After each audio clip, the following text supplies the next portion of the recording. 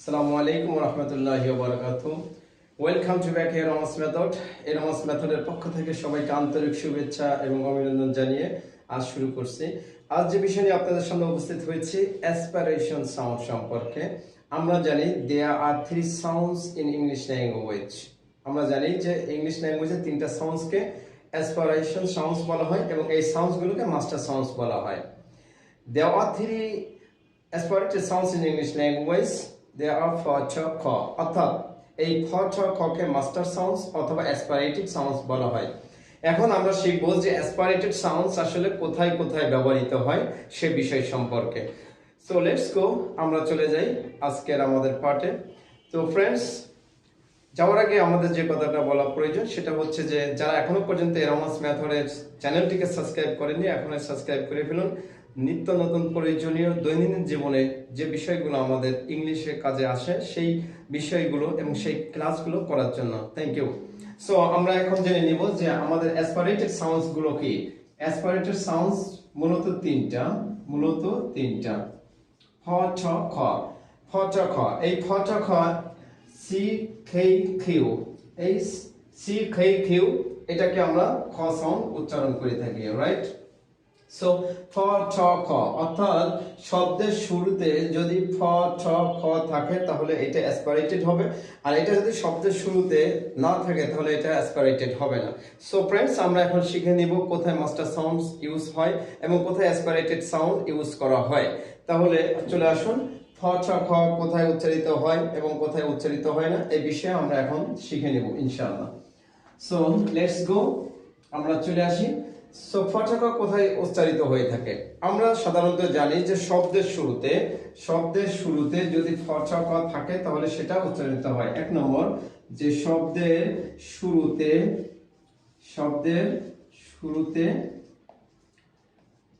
ফ ছ খ উচ্চারণ করতে হয়। যেমন আমরা যদি ধরে রাখি যে শব্দের শুরুতে কি থাকতে পারে, যেমন ফেন, আমরা এটাকে পেন বলবো না, এটা কি বলবো? ফেন। শব্দের শুরুতে ফেন, শব্দের শুরুতে খ্যাট, শব্দের শুরুতে খ্যাচ। তাহলে আমরা দেখে দিলাম শব্দের শুরুতে যদি ফ থাকে তাহলে এবং খ থাকে তাহলে এবং ছ সাউন্ড থাকে তাহলে এটা ফটা খ সাউন্ডস উচ্চারিত হবে। যেমন ফেন, খ্যাচ, খ্যাচ, হ্যাঁ, চেন, টেনশন, ছাওয়া। এভাবে আমরা একটার পর একটা উচ্চারণ করে থাকবো। যেমন আমরা বলি ফতে ফেন, ফতে পাবলিক, ফতে পেনশন, ফতে পাবলিক, ফতে পাবলিসিটি। এইভাবে খত খ্যাট, খতে খ্যাচ, খতে খৌট, ছতে টেন, ছতে ঠাই, ছতে ঠৌ, ছতে টিয়া, ছতে ঠ্যা, ছতে ছোয়া, ছতে টেনশন, ছতে ঠাওয়া। এইভাবে আমরা শব্দের শুরুতে যদি থাকে তাহলে সেটা ফ ঠ খ উচ্চারণ হবে এবং শব্দের শুরুতে যদি সেটা না থাকে তাহলে ফ ঠ উচ্চারণ হবে না। এখন চলে আসি শব্দের শুরুতে। কথা বললাম যে শব্দের শুরুতে থাকলে ফ ঠ খ উচ্চারণ হবে এবং শব্দের শুরুতে না থাকলে ফ ঠ খ উচ্চারণ হবে না। কোন কোন ক্ষেত্রে আসেন আমরা 2 নম্বর শিখে নেব। প্রথমে শিখলাম শব্দের শুরুতে থাকলে ফ ঠ খ সাউন্ড উচ্চারণ হবে এবং শব্দের মাঝখানে যদি থাকে তাহলে আমরা জানি শব্দের মাঝখানে যদি ফ ছ খ থাকে, ফ ছ খ থাকে তাহলে কখনো উচ্চারণিত হয়, কখনো উচ্চারণ হয় এবং কখনো উচ্চারণ হয় না, এখন বন্ধুরা আমাদের আসলে এই বিষয় সম্পর্কে একটু ভালোভাবে জানতে হবে, কারণ আমরা জেনে থাকি যে ইংলিশ ল্যাঙ্গুয়েজে ফ ছ খ সাউন্ড যদি উচ্চারণ হয় তাহলে ইংলিশ ল্যাঙ্গুয়েজের 30% আমরা ব্রিটিশ অ্যাকসেন্টের কাজ শেষ হয়ে যায়। কোনো ইংলিশবিদ বলেছেন যে না, মিনিমাম 50% কাজ কমপ্লিট হয়ে যায়। অর্থাৎ আমাদের ফ্রান্সটাকে ব্রিটিশ অ্যাকসেন্টে করার জন্য ফ ছ খ সাউন্ডসের গুরুত্ব অপরিসীম। অর্থাৎ আমরা যদি শব্দের শুরুতে পেনটাকে ফেন বলি, ক্যাটটাকে খ্যাট বলি,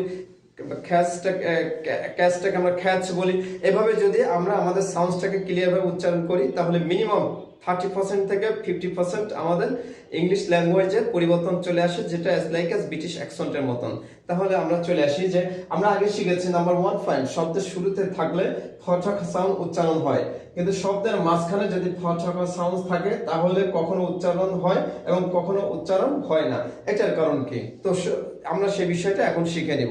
শব্দের মাঝখানে যদি থাকে এবং ওখানে যদি স্ট্রেস থাকে, অর্থাৎ স্ট্রেস যদি থাকে তাহলে সেখানে ফ সাউন্ড উচ্চারণ হবে, এবং যদি স্ট্রেস না থাকে তাহলে ফ সাউন্ড উচ্চারণ হবে না। তো সো ফ্রেন্ডস, আমরা স্ট্রেসটা কিভাবে বুঝবো? এই জন্য এরামাস মেথডে আমাদের ফনেটিক্সের পরিপূর্ণ কোর্স আছে। আমরা যদি অনলাইন এবং অফলাইনে আমাদের কোর্সটা করতে পারেন তাহলে ইনশাল্লাহ অবশ্যই আমরা স্ট্রেস সম্পর্কে ভালোভাবে জানবো, এবং একটা ওয়ার্ডের কোথায় স্ট্রেস হবে, কোথায় স্ট্রেস হবে না, কোথায় শব্দের মাঝখানে ফ উচ্চারণ হবে এবং কোথায় শব্দের মাঝখানে ফ উচ্চারণ হবে না, সেই বিষয় সম্পর্কে আমরা খুব সুন্দরভাবে ইনশাল্লাহ জেনে যাব। তো আসুন, যেমন আমরা কম্পিটিটিভ আমরা বলি, কম্পিটিশন আমরা বলে থাকি, কম্পিটিশন। এখন কম্পিটিশন, কম্পিটিটিভ এই জিনিসগুলো ফ এবং ঠ উচ্চারিত হয়েছে এখানে স্ট্রেসের কারণে। সো ফ্রেন্ডস, অনেক সময় দেখা যাচ্ছে যে আমরা শব্দের শুরুতে ফ সাউন্ড উচ্চারণ হয় এবং শব্দের মাঝখানে কখনো উচ্চারণ হয়, কখনো উচ্চারণ হয় না। যদি ফ সাউন্ডসের উপরে স্ট্রেস মার্কস থাকে তাহলে ফ সাউন্ড উচ্চারণ হবে, এবং স্ট্রেস মার্কস যদি না থাকে তাহলে ফ সাউন্ড উচ্চারিত হবে না। সো এখন আমরা চলে আসি যে শব্দের শেষে কখনোই ফ সাউন্ড উচ্চারণ হবে না। শব্দের শেষে কখনোই ফ সাউন্ড উচ্চারণ হবে না। শব্দের শেষে কখনোই, শব্দের শেষে ফ ছ খ হবে না। অর্থাৎ আমরা যেটা বলতে চাচ্ছি যে শব্দের শেষে ফ সাউন্ড কখনোই উচ্চারিত হবে না। যেমন ধরুন আমরা বলতে পারি যে ফট, এটা ট সাউন্ডই হবে, এটা কিন্তু ছ সাউন্ড হবে না। পট, এখানে আমরা বলি খ্যাট, এখানে আমরা বলতে পারি স্পট। অর্থাৎ আমরা কিন্তু ফ ছ ক সাউন্ডস এখানে উচ্চারণ করলাম না, এটা আমাদেরকে মনে রাখতে হবে। যদি আমরা এটা উচ্চারণ করি তাহলে সেটা আনন্যাচারাল মনে হবে এবং আমার ইংলিশ ল্যাঙ্গুয়েজের স্কিলটা যে কম এটা প্রমাণিত হয়ে যাবে। সো আমরা আরেকটা জায়গায় চলে আসবো। কোনো ক্ষেত্রে যেমন আমরা আরেকটা পয়েন্টস আছে, যেমন নাম্বার 4 পয়েন্টস, যে এস এর পর কখনো এস এর পরে ফ ছ ক সাউন্ডস হবে না। এস এর পরে ফ ছ খ সাউন্ডস উচ্চারিত হবে না। একটু এক্সাম্পল দেখে নিই। যেমন স্ট্রেস, এক স্টুডেন্ট, স্পট। আমরা কখনো এস এর পরে ফ সাউন্ড উচ্চারণ করব না। এই জিনিসগুলো আমাদেরকে বুঝে নিতে হবে। এই জিনিসগুলো যদি আমরা কমপ্লিটলি বুঝতে পারি তাহলে আমাদের অ্যাসপিরেশন সাউন্ড সম্পর্কে আমাদের সঠিক ব্যবহার এবং পদ্ধতিগুলো আমরা বুঝে যাব। তো সো ফ্রেন্ডস, আমরা আসলে কি বুঝলাম? যে শব্দের শুরুতে যদি ফ সাউন্ড থাকে তাহলে সেটা উচ্চারণ হবে। শব্দের মাঝখানে যদি ফ সাউন্ড থাকে তাহলে সেটা স্ট্রেস অনুযায়ী উচ্চারিত হবে। যদি স্ট্রেস থাকে তাহলে উচ্চারিত হবে, এবং যদি স্ট্রেস না থাকে তাহলে ফ সাউন্ড কখনো উচ্চারিত হবে না। এবং শব্দের শেষে কখনোই ফ সাউন্ড উচ্চারণ হবে না, এবং এস এর পরে যদি ফ সাউন্ড থাকে তাহলে সেটা কখনোই উচ্চারণ হবে না। আরেকটা জিনিস আমরা জেনে নিব, সেটা হচ্ছে যে সিলাবিক কনসোনেন্টের ক্ষেত্রে সাধারণত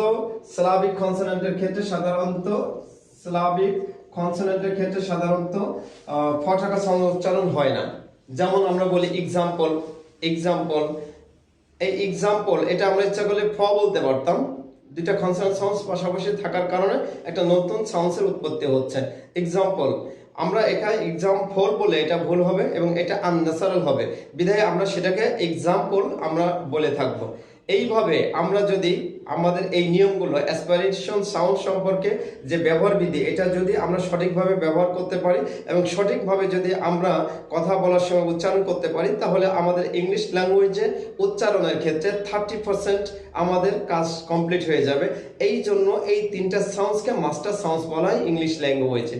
সো ফ্রেন্ডস, আমরা at a glance of use ফটাকা সাউন্ডস। আমরা ফটাকা সাউন্ডসের একটা গ্লাস জেনে নিব। শব্দের শুরুতে থাকলে ফটাকা সাউন্ডস উচ্চারিত হবে, শব্দের মাঝখানে থাকলে কখনো উচ্চারিত হবে, কখনো উচ্চারিত হবে না। যদি স্ট্রেস মার্কস থাকে তাহলে উচ্চারিত হবে, যদি স্ট্রেস না থাকে তাহলে ফটাকা সাউন্ডসের উচ্চারণ হবে না। এরপরে শব্দের শেষে যদি ফটাকা থাকে তাহলে সেটা কখনোই উচ্চারণ হবে না। এস এর পরে যদি ফটাকা সাউন্ডস থাকে তাহলে সেটা কখনো উচ্চারণ হবে না। স্লাভিক কনসোনেন্টের ক্ষেত্রে কখনোই ফটাকা সাউন্ডস উচ্চারণ হবে না। So friends, don't let y'all join with us, and very soon you'll admit of Rahman's method. Rahman's method always try to understand the right way to give one someone opportunity. Every student will come this position to admit this position, and thank you very much. Allah Hafiz.